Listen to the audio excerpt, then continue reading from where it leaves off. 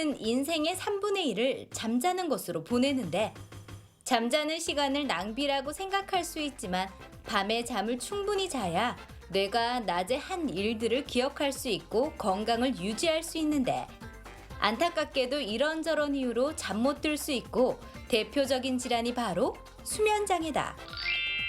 건강 A to G 이번 시간에는 수면장애 종류와 치료법에 대해 알아보고 두 발 쭉 뻗고 꿀잠 자자.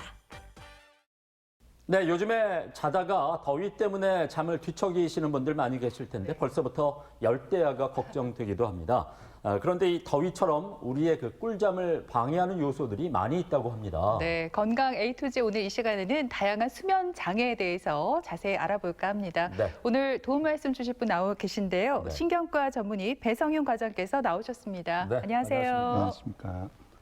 오늘 이렇게 여러 가지 수면 장애에 대해서 지금부터 알아볼 텐데요. 흔히 이제 우리가 꿈을 많이 꿨다면 잠을 제대로 못 잔 것이 된다, 뭐 이런 얘기도 있습니다. 그만큼 수면에도 단계가 있기 때문이라고 합니다. 또 수면 장애가 있는지 알기 위해서는 우리가 일단 그 잠자는 동안 검사를 받아봐야 될 텐데 어떻습니까? 그렇다면은 병원에 입원을 해서 검사를 해야 되나요? 오늘 강의의 주요 내용은 수면의 전반적인 내용, 정의, 단계, 수면이 어떻게 조절되는지 이런 것들을 설명드리고 주요 수면 장애의 종류는 어떤 것들이 있는지 간략하게 설명드리도록 하겠습니다. 먼저 수면에 대해서 정의를 내려보자면 교과서적으로 일정 시간 동안 몸과 마음의 활동을 쉬면서 의식이 없는 상태가 자연적 그리고 주기적으로 반복되는 것을 말하는데요. 수면을 취하는 동안 우리 몸의 감각이 억제되고 자발적인 움직임, 운동이 감소하며 주변 환경과 자극에 대한 반응이 떨어지게 되겠습니다. 이런 수면을 단계를 분석하기 위해서는 이제 병원에서 수면 다원 검사라는 것을 입원해서 하게 되는데요. 오른쪽 그림을 보시면 얼굴 쪽에 뇌파와 눈 움직임 그리고 턱 쪽에 센서를 부착해서 근육의 움직임을 파악해서 이 세 가지를 통해 수면 단계를 분석하게 되고 코 쪽에 공기 흐름을 측정하는 센서를 부착을 하고 손가락에 혈액 내 산소 수치가 적절하게 유지되고 있는지 측정하는 센서를 붙이게 됩니다. 그리고 호흡 노력을 측정하기 위해서 가슴과 복부 쪽에 저렇게 밴드를 부착하고 다리의 움직임을 기록하는 센서를 부착해서 이것들이 이제 기계로 전송을 하게 되면 왼쪽 그림에 있는 복잡한 그래프가 나오게 되는데요. 이것을 보고 수면을 분석하게 됩니다. 수면의 단계는 이제 각성과 수면으로 구분하게 되는데 각성은 말 그대로 깨어있는 상태니까 눈운동이 자발적 또는 비자발적으로 움직이고 깨어있으니까 근육 긴장도가 높고 뇌파가 빠르겠습니다. 근데 수면에 접어들게 되면은 이제 빠른 눈운동, 영어로 Rapid Eye Movement, 줄여서 앞글자로 REM이라고 하는데요. 이런 REM이 있느냐 없느냐에 따라서 비렘 수면과 렘 수면으로 나뉘게 됩니다. 비렘 수면은 빠른 눈운동이 없기 때문에 눈운동이 느리고 근육 긴장도가 떨어지면서 뇌파가 느려지겠고 렘이 있는 수면은 눈운동이 빠르게 보이면서 근육 긴장도가 떨어지거나 없고 다양한 빠르게 뇌파를 보이게 되겠습니다. 빠른 운동이 없는 이제 비렘 수면은 밤 수면의 약 4분의 3, 75% 정도를 차지하고 3단계로 이루어져 있는데 1, 2단계는 얕은 수면, 3단계는 깊은 수면을 뜻하고 이때는 심박수와 혈압 호흡수가 감소하게 되면서 신체의 피로를 회복하고 에너지를 보충하며 체온을 조절하면서 정신활동이 감소되게 되어 있습니다. 반면에 빠른 눈운동 렘이 있는 수면은 밤 수면의 4분의 1, 한 25% 정도를 차지하고 특징적으로 꿈을 꾸는 수면이라고 기억하시면 되겠습니다. 비렘 수면과 반대로 심박수와 혈압 호흡수가 증가하게 되고 체온 조절이 잘 안 되지만 반대로 정신활동이 증가하고 기억을 강화시키는 역할을 하겠습니다. 그래서 깊은 수면은 주로 수면 주기의 전반부 그리고 렘 수면은 후반부에 나타나게 되는데요. 밑에 그림을 보시면은 이제 깨어있는 상태에서 수면에 접어들게 되면 이제 1, 2단계 수면, 얕은 수면에서 밑에 분홍 색깔 이제 3단계 수면으로 접어들었다가 노란 색깔 렘 수면으로 이렇게 전환이 되고 다시 이게 비렘 수면으로 이렇게 한 주기씩 이제 되풀이되는 게 밤 사이에 한 4번에서 6번 정도 반복이 되고 한 100분의 주기로 움직인다고 생각하시면 되겠습니다. 이런 수면 각성의 조절은 수면 항상성과 일주기 리듬에 의해 조절되는데요. 그래서 총 24시간 중에서 6시간은 이제 깨어 있고 8시간은 이제 잠이 들게 되겠습니다. 수면 항상성이라는 것은 말 그대로 이제 수면을 일정하게 유지시켜 주려는 성질인데 오래 깨어 있으면 잠이 많이 오고 또 반면에 많이 잠들어 있었으면 깨라는 신호가 발생하는 몸의 자발적인 조절 기전인데요. 예를 들어서 주중에 계속 잠을 조금씩 덜 자게 되면 주말이 많이 자게 되는 이런 것들이 수면 항상성의 한 예가 되겠습니다. 그리고 나머지 하나가 일주기 리듬, 다른 말로 생체시계인데요. 24시간의 주기를 갖는 모든 생리현상 이런 것들을 이제 일주기 리듬이라고 하는데 수면 각성 리듬도 그 중에 하나입니다. 낮에 깨 있고 밤에 잘 자게 하는 역할을 하는데 예를 들어서 밤에 아무리 잠을 못 자더라도 이제 밝은 낮이 되면은 어느 정도 정신이 좀 맑아지는 것을 경험할 수 있게 됩니다. 이게 이제 일종의 이제 일주기 리듬인데요. 그래서 오후 3, 4시나 아니면은 밤에서 새벽 사이 한 2번 정도 많은 졸음이 오게 되고 이런 생체 시계를 조절하는 가장 강력한 인자는 빛이 되겠습니다. 이 수면 각성은 어떻게 조절되냐 하면 이제 멜라토닌이라는 호르몬과 체온 그리고 각성 수면에 관여하는 여러 신경 전달 물질이 이제 분비돼서 조절되게 되는데 오른쪽 그래프를 보시면 이제 빛에 의해서 조절되는 멜라토닌이 이렇게 올라가기에 따라서 수면 욕구도 같이 따라서 올라가는 게 보여지실 겁니다. 이와 반대로 이제 멜라토닌이 증가할 때쯤에 신체 체온이 낮아져서 우리가 이제 저녁 이제 9시쯤 돼서 졸음이 오기 시작하면은 멜라토닌은 올라가고 체온은 점점 떨어져서 이제 깊은 잠을 자는 새벽에 보면은 이제 체온은 가장 낮게 되고 멜라토닌 성분이 최고치에 이르는 것을 볼 수가 있겠습니다. 나이가 들면 잠이 없어진다 이런 말이 있죠. 제가 이 말을 확신하는 게 저희 아버지만 봐도 새벽 5시에 일어나셔서 그렇게 막 부지런하게 활동을 하세요. 근데 저는 이제 밤 12시는 보통 넘어서 잠을 자니까 아무래도 이 잠자는 패턴이 완전 정반대라고 볼 수 있는데 과장님, 근데 이게 어떻게 보면 당연한 거라고요. 네, 맞습니다. 여기에 대해 설명을 드리겠습니다. 사람이 나이에 따라서 수면 구조가 변화하게 되는데요. 밑에 그래프를 보시면 아까 제가 이제 얕은 잠이라고 말씀드렸던 비REM 수면 1, 2단계는 이제 나이가 들면서 조금 이렇게 늘어나는 경향이 있고 보라 색깔 비REM 수면 3단계 깊은 잠이라고 말씀드렸는데 이게 나이에 따라서 확 줄어드는 게 보여지실 겁니다. 꿈을 꾸는 REM 수면은 약간 이제 비슷하거나 떨어지는 정도이고 또 반대로 나이가 들면서 잠든 뒤에 깨는 것이 증가하는 게 보여지실 겁니다. 그래서 이제 나이가 들면은 소위 말하는 깊은 잠을 자는 게 줄어들고 잠들면 깨는 게 이제 늘어나고 잠들기까지 걸리는 시간도 좀 늘어나기 때문에 잠을 잘 못 자게 되는 것인데요. 이렇듯 수면은 여러 가지 기능을 하게 되는데 가장 중요한 것이 회복 기능입니다. 비REM 수면은 앞서 말씀드린 대로 신체의 스트레스를 이제 풀어주고 피로를 회복시켜주는 이런 역할을 하고 REM 수면은 정신활동을 증가시켜서 정신적 스트레스를 오히려 해소를 해주고 이제 뇌를 회복시켜주는 이런 역할을 하게 되고 에너지를 보존해주는 기능을 가지고 있습니다. 대표적으로 동물들이 겨울잠을 자는 게 한 예인데요. 그리고 수면 시간을 통해서 기억을 강화할 수 있습니다.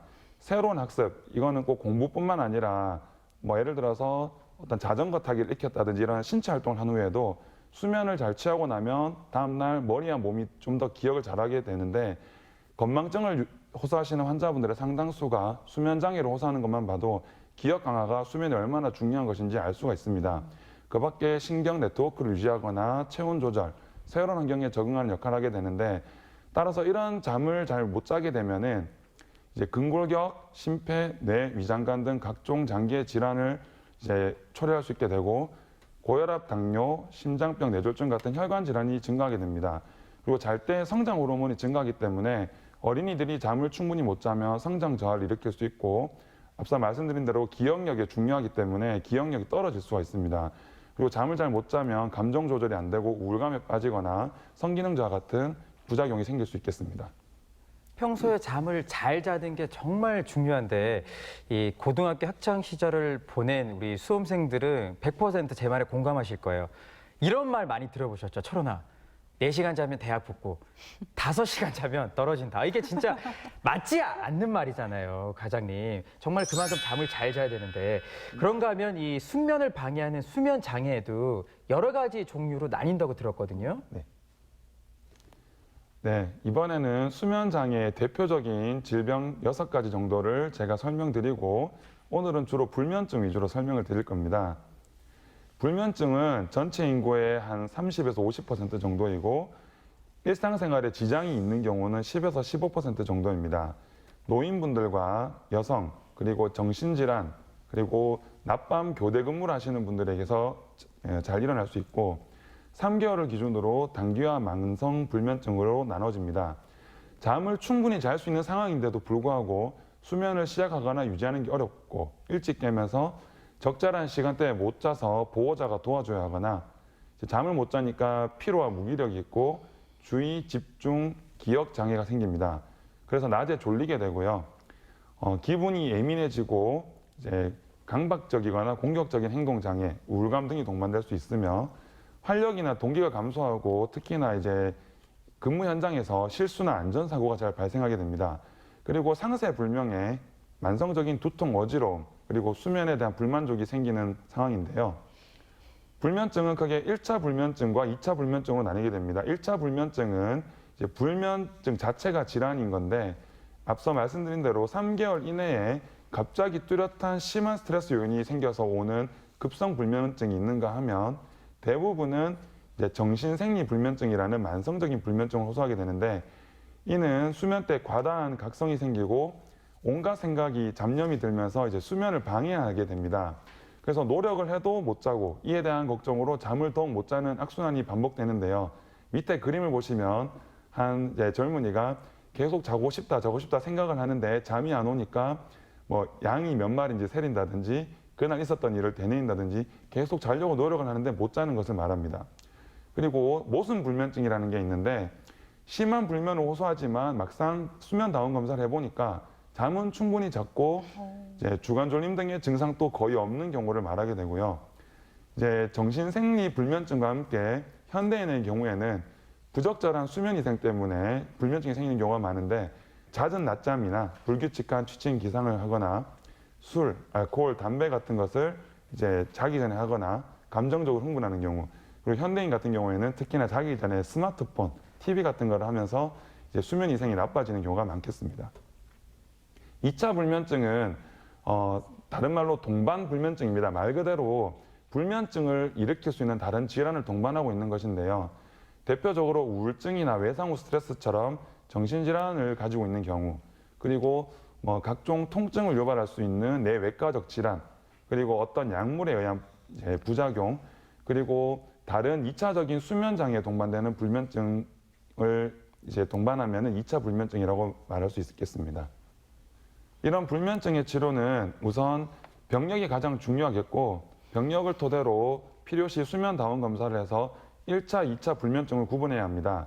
2차 불면증의 경우에는 원인을 교정해주지 않으면 불면증을 치료하기 어렵기 때문에 이제 감별해줘야 되겠고 이제 약물 치료를 먼저 해볼 수 있는데 많은 환자분들이 물으십니다. 이제 약을 먹으면 부작용이나 의존성 때문에 안 먹는 게 좋지 않겠냐고 맞는 말씀인데 환자에게 맞는 약이 있습니다. 그래서 이제 어떤 약은 이제 이 환자에게 좋을 수 있지만 반대로 다른 환자에게 좋지 않을 수 있기 때문에 그 환자분에게 가장 맞는 약을 의사와 상담해서 결정하는 게 맞겠습니다. 뭐 종류는 크게 이제 비벤조디아제핀 계열, 그다음에 벤조디아제핀 계열 이렇게 나눠지게 되는데 뭐 졸피뎀이라는 약은 한 번쯤은 들어보셨을 거라 생각을 하고요. 앞서 말씀드린 졸음을 이렇게 유발시켜주는 멜라토닌 호르몬 성분의 약도 나와 있고 이제 그 밖에 항우울제나 항정신과 약제 등을 이렇게 의사와 상담해서 정하시면 되겠고 이때 약물 내성이나 의존성 그리고 다음 날 낮에 졸림이나 진정 부작용이 있는지 그리고 약을 중단했을 때 반동으로 불면증이 오는 것이 없는지 살펴봐야 되겠고 그래서 어떤 이제 상담을 하실 때 기존에 드시고 있는 약 처방전이 있다면 반드시 그것을 지참해서 내원하시면 진료에 큰 도움이 되겠습니다. 네, 수면장애 대표적인 질환이죠. 불면증에 대해서 알아보고 있는데요. 네. 이번에는 우혜와 진실을 통해서 불면증에 관한 궁금증을 알기 쉽게 풀어보겠습니다. 네.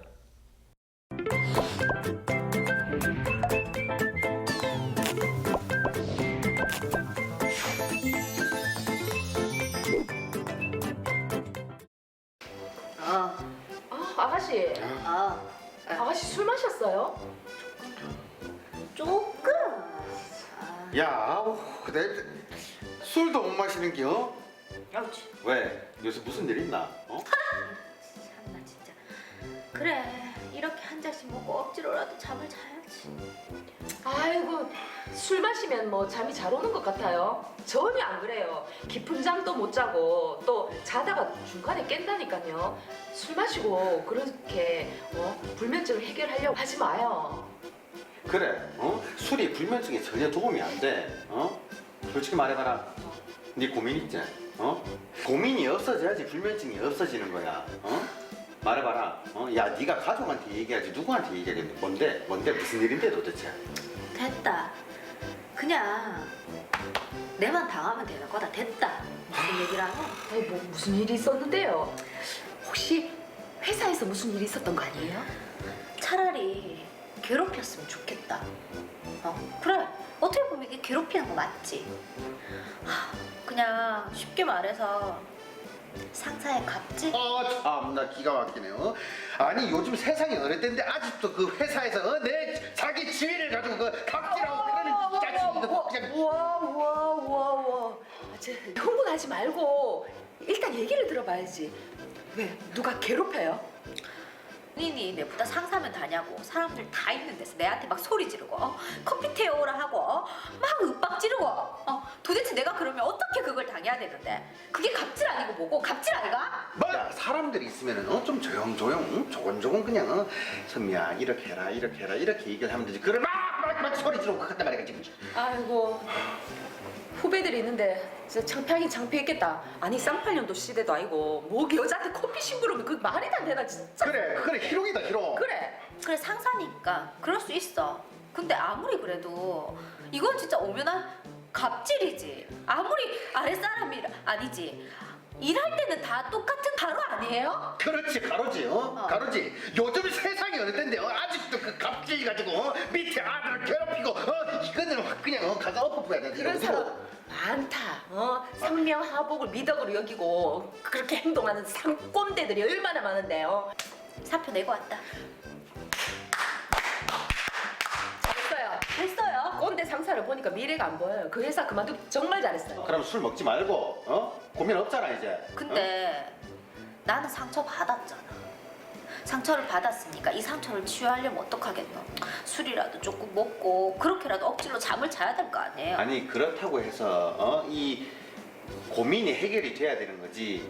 그렇지 않고 그냥 이 술에 의존하면 불면증 치료가 안 돼요. 그 일시적인 것뿐이야. 2019년 7월부터 직장 내 괴롭힘 금지법 생긴 거 알죠? 진짜요? 소송 걸면 돼요. 오. 날려버리면 되지. 진짜요? 네, 네, 할 수 있을까? 할 수 있어요. 그리고 아가씨 손해 보지 말고 술 그만 먹어요. 불면증에 그거 도움 안 돼요. 그래. 야, 뭐가 걱정이고 오빠 있고 세연이 있고 든든하더라. 그치? 그래도 불면증에는 술 한 잔이 좀 도움 되는 것 같은데. 아이 술은 아니라니까. 네, 오해와 진실 첫 번째 질문 드립니다. 이 소량의 술은 불면증을 해결하는 데 도움이 된다. 그래서 술을 조금씩 드시는 분들이 계신데요. 두 분은 네. 어떠신가요? 정답이 올까요, X일까요? 어때요? 정답은 옵니다. 왜냐하면 제 친구를 보면 알아요. 제 친구가 이제 뭐 사람이 이런저런 걱정 고민을 할 때가 있잖아요. 이때 이제 저녁에 맥주 한 잔을 탁 마시면 그렇게 밤이 잠이 잘 온다고 얘기를 하더라고요.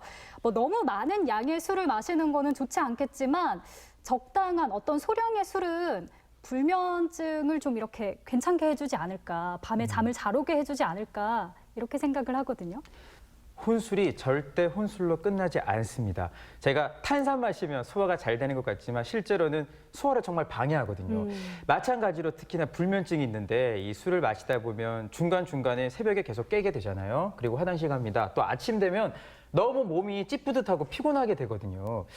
도움이 안 될 것 같아서 X 할게요. 과장님 누가 정답이에요? 예, 이번 질문은 천원 씨가 맞추셨습니다.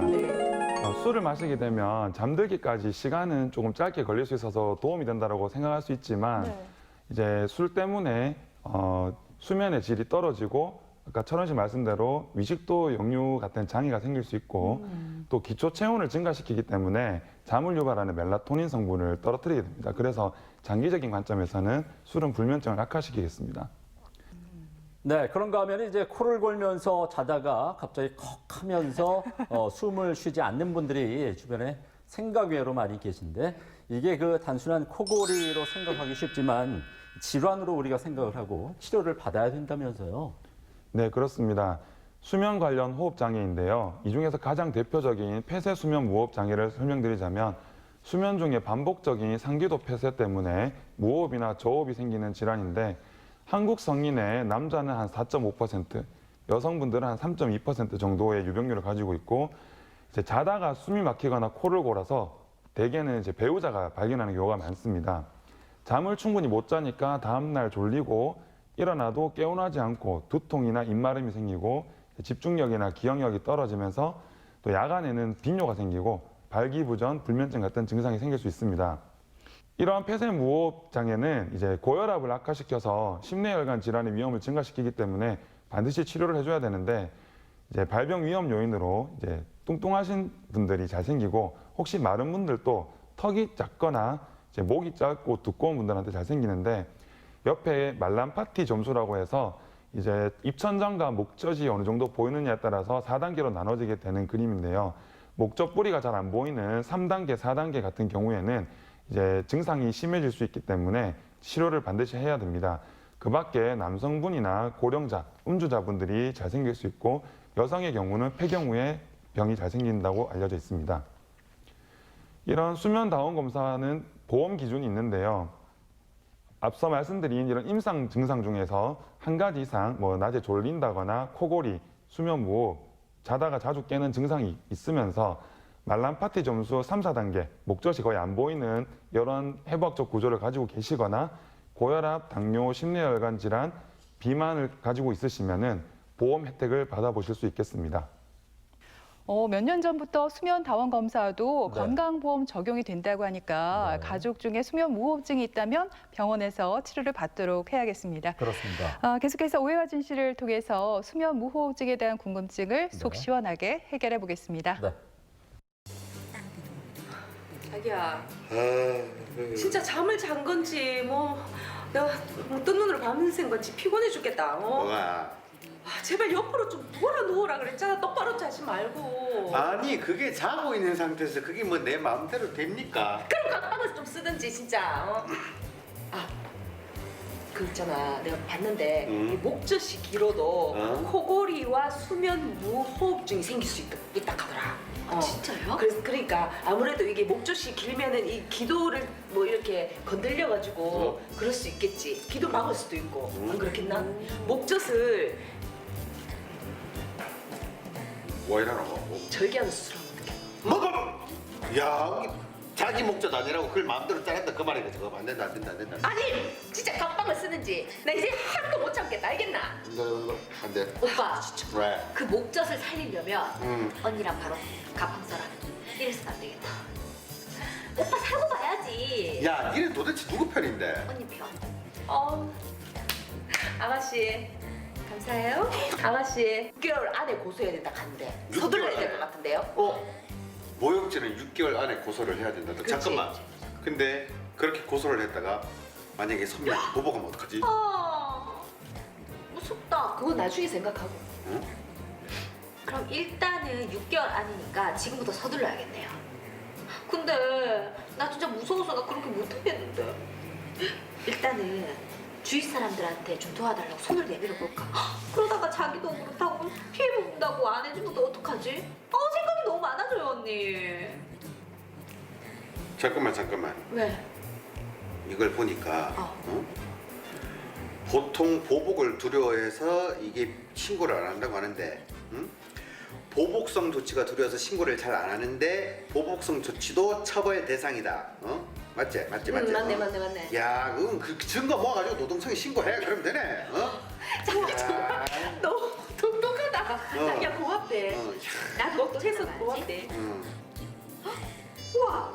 근데 여기에 그런 것도 있네. 뭐? 직장 상사가 명심해야 할 5계명이 있대. 5개명. 잘 들어봐리. 자, 첫 번째. 첫 번째. 까라면 깠던 옛날 기억은 있는다. 까라면 깠던 옛날 기억은 있는다. 두 번째. 아랫사람이 아닌 역할이 다른 동료다. 세 번째. 세 번째. 호칭 말 한마디 SNS 한 줄에도 예의를 갖춘다.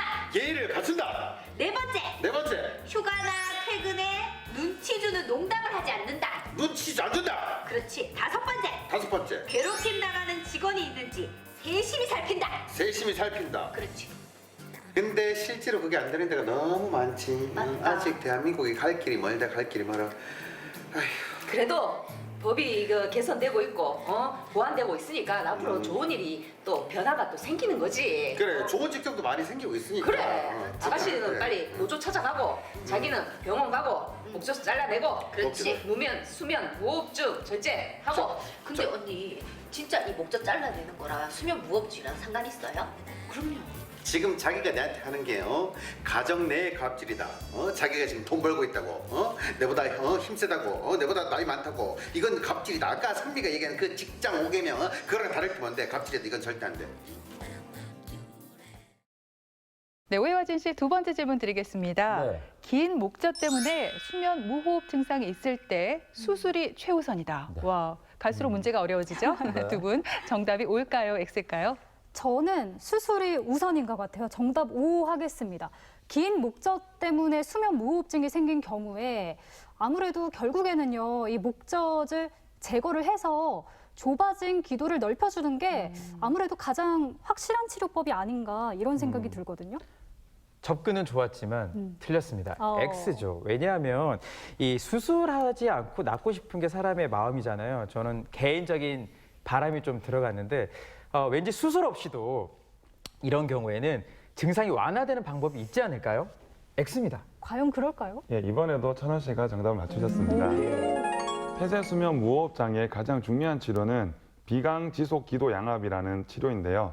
말 그대로 코 속으로 지속적인 바람을 일정하게 불어넣어서 무호흡이 생길 때 기도를 유지시켜주는 치료입니다. 그 밖에 이제 돌아 누울 때는 코를 덜 곤다고 하면은 이제 바로 눕는 것보다 돌아 눕도록 교정해주고 이제 체중을 감량해주고 혹시 양압 치료를 못 하시거나 명백한 해부학적 이상이 있는 경우에 선택적으로 수술적 치료를 고려해 볼 수 있겠습니다. 네, 방금 나온 양압기 치료 역시 3년 전부터 건강보험이 적용이 돼서 한 달에 약 2만 원만 내면 그 혜택을 볼 수 있다고 하니까 많은 분들이 또 이용을 했으면 좋겠습니다. 그런가 하면 과장님, 밤에 잠을 충분히 잤는데도 낮에 졸음을 참지 못해서 이렇게 꾸벅꾸벅 졸면서 갑자기 잠드는 병도 있다면서요? 네, 바로 기면병입니다. 기면병은 수면 각성 주기의 교란과 렘 수면의 혼란으로 발생하는데 유병률은 동서양 합쳐서 0.2% 미만으로 굉장히 드뭅니다. 갑자기 참을 수 없는 졸음이 반복돼서 이제 말하거나 밥 먹는 중에 이제 쓰러져서 잠드는 수면 발작, 그리고 웃거나 화낼 때 근육의 힘이 갑자기 풀려서 쓰러지는 허탈 발작, 그리고 가위 눌림이라고 들어보셨죠? 잠들거나 깰 때 일시적으로 몸을 움직이지 못하는 이런 증상과 이제 환각 증상이 대표적인 증상인데요. 진단은 수면다원 검사와 수면시까지 걸리는 시간을 반복해서 진단을 하게 되는데 거의 평생 치료가 필요하기 때문에 주변의 배려와 도움이 필요합니다. 약제로 여러 가지 각성제를 써볼 수 있고 계획적인 낮잠을 4시간 간격으로 10에서 20분 정도 자주면 이제 갑자기 참을 수 없는 졸음을 해소하는 데 큰 도움이 되기 때문에 낮잠을 계획하는 게 중요하겠고 다량의 탄수화물은 피해주고 교대 근무나 이제 그런 것들은 좀 피하는 것이 좋겠고 규칙적인 야간 수면하는 게 도움이 되겠습니다.